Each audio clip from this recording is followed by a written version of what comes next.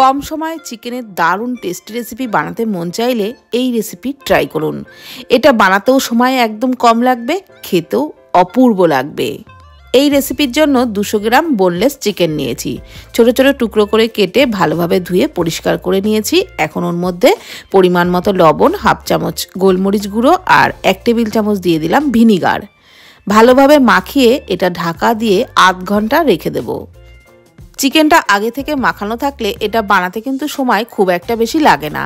30 minute পর চিকেনটাকে একটা বড় পাত্রের মধ্যে নিয়ে নিচ্ছি। তারপর ওর মধ্যে দিয়ে দিচ্ছি টমেটো কুচি।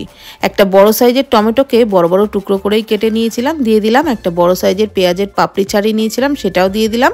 ছোট সাইজের ক্যাপসিকাম বড় বড় টুকরো করেই কেটে নিয়েছি, সেটাও দিয়ে দিলাম। 2 টেবিল চামচ আদা রসুন বাটা দিয়ে দিলাম, হাফ চামচ করে ধনে গুঁড়ো, ঝাল লঙ্কার গুঁড়ো আর 1 টেবিল চামচ দিয়ে দিলাম টমেটো সস, 1 চামচ দিয়ে দিলাম সয়া সস, 2 টেবিল চামচ দিয়ে দিলাম টক দই।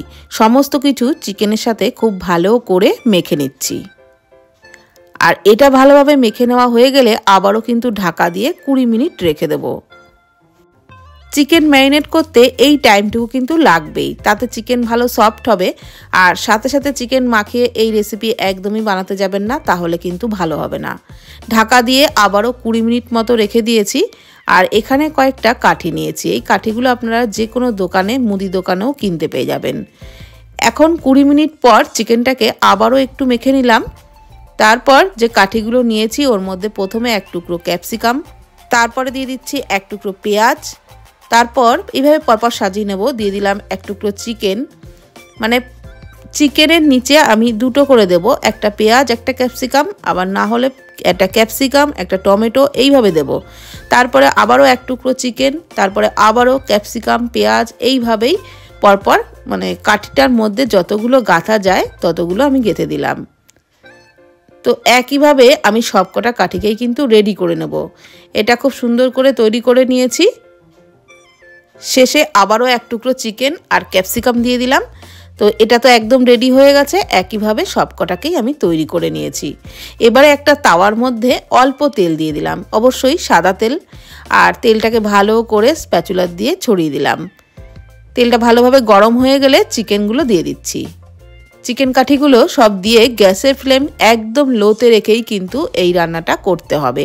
হাই ফ্লেমে একেবারেই করা যাবে না। ওপর থেকে একটু তেল ছড়িয়ে দিচ্ছি। আর তারপর একটু বারবার কিন্তু নাড়াচাড়া করতে হবে, মানে একটু উলট পালট করে দিতে হবে, যাতে চারিদিকটাই চিকেনটা ভালোভাবে সিদ্ধ হয়।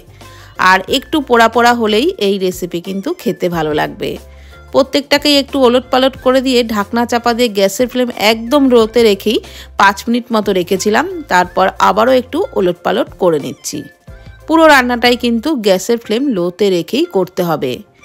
তো এইভাবে ভাজতে ভাজতে যখন দেখবেন চিকেনের গায়ে একটু পোড়া পোড়া মতো ভাব এসছে, তখনই এগুলো নামিয়ে নিতে হবে। আর গরম গরমই পরিবেশন করতে হবে, খেতে দুর্দান্ত লাগবে। তো ভিডিওটি কেমন লাগলো প্লিজ কমেন্টের মাধ্যমে জানাবেন। আজকের মতো এই পর্যন্ত। ভালো থাকবেন, সুস্থ থাকবেন, ধন্যবাদ।